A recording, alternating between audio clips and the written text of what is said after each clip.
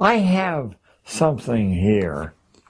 I have the 6 purposes of schooling as laid down in 1917 by the man who Harvard named their honor lecture in education for. So far from being a fringe individual, this guy is the reason the Harvard honor lecture in education is named as it is. The Ingalls lecture. Looks like Inglis, but it's pronounced Ingalls. And I would like to read you the 6 purposes of schooling.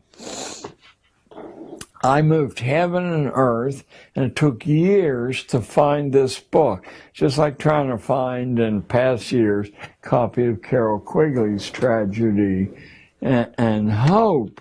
I learned about Ingalls from the 20-year president of Harvard, James Bryan Conant, who was a poison gas specialist in World War I, was a very inner circle of the atomic bomb project, World War II, was the High Commissioner of occupied Germany after the war. So he wrote, there must be 20 books about the institution of schooling, of which he was completely a proponent. And he's a very, very bad writer. I forced myself to read most of these books, and in one of them, he says that if you really want to know what school is about, you need to pick up the book that I'm referring to here, Principles of Secondary Education. 2 years it took me to find a copy of the book, 750 pages, tiny print, and as dull as your imagination can conceive.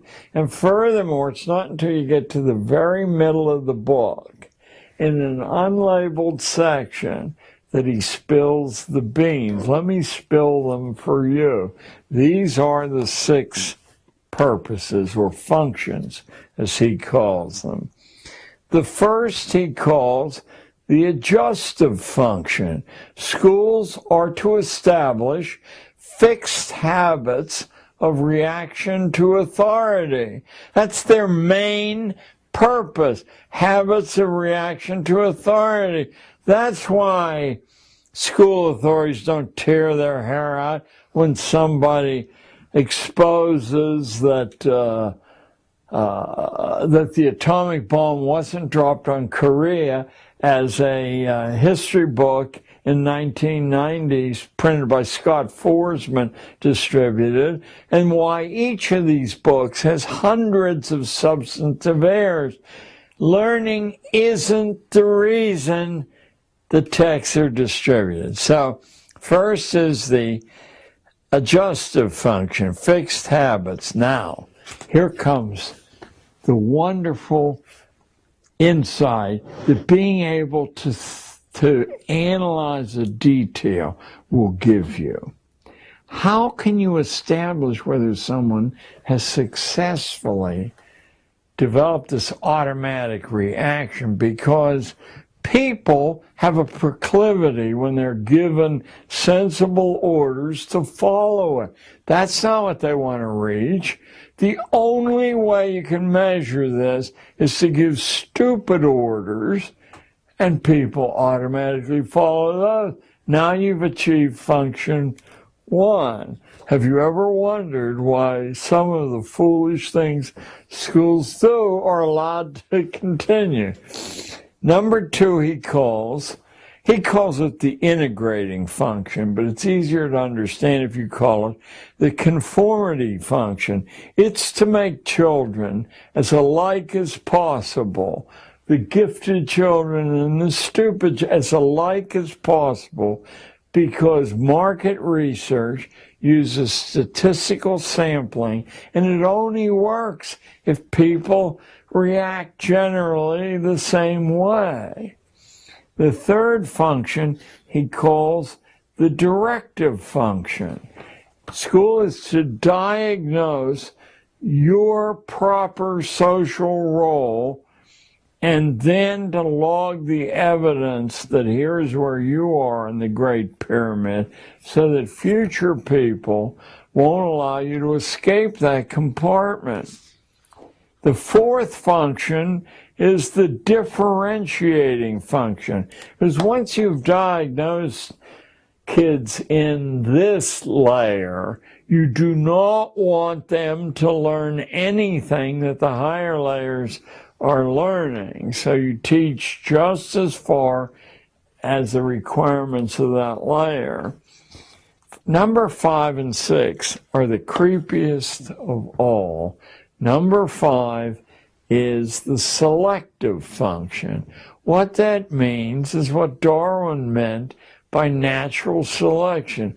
You're assessing the breeding quality of each individual kid. You're doing it structurally because school teachers don't know this is happening. And you're trying to use ways to prevent the poorer stuff from breeding, and those ways are hanging labels, humiliating labels around their neck, encouraging the shallowness of thinking, you know. I often wondered, because I came from a very, very strict Scotch-Irish culture that never allowed you to leer at a girl. Well, when I got to New York City, the boys were pawing the girls openly, and there was really no redress for the girls at all, except not showing up in the classroom. You know, high absentee rates. Well, you're supposed to teach structurally that the sexual pleasure is what you withdraw from a relationship, and everything else a waste of time and expensive. So the selective function is what Darwin meant by the favored races. The idea is to consciously improve the breeding stock. Schools are meant to tag the unfit with their inferiority by poor grades, remedial placement, humiliation, so that their peers will accept them as inferior. And the good breeding stock among the females will reject them as possible partners. And the sixth is the creepiest of all, and I think it's partly what Tragedy and Hope is about. It's a fancy Roman name, the propaidutic function, because as early as Roman big-time thinkers, it was understood that to continue a social form required some people being trained that they were the custodians of this. So some small fraction of the kids are being ready to take over the project. That's the guy, the honor lecture, and it will not surprise you that his ancestors include the major general at the siege of Lucknow in India, famous for tying the mutineers on the muzzles of the cannons and blowing them apart, or somebody who was forced to flee New York City, a churchman, because at the beginning of the American Revolution, because he wrote a refutation of Thomas Paine's Common Sense. They were going to tar and feather him. He fled and was rewarded by the British by making him the Bishop of Nova Scotia. Those are Ingalls' ancestors.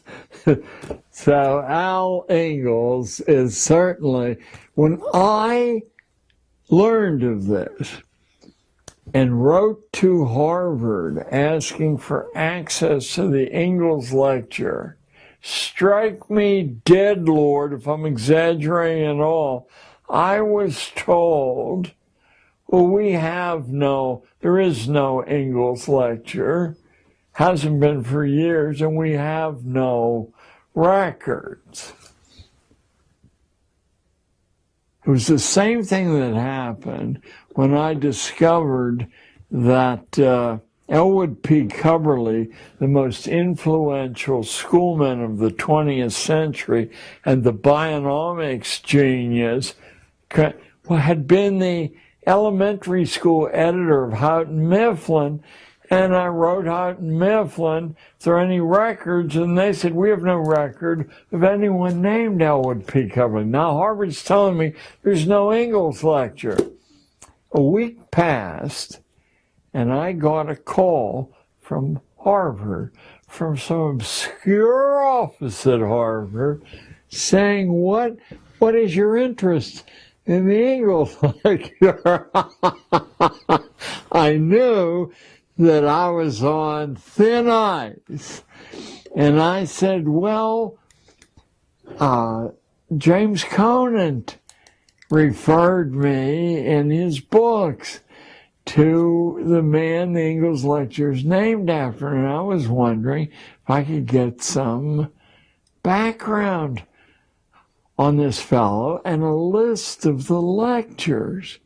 And in due time, I got a list of the lectures and instructions how to access the texts, but not easily.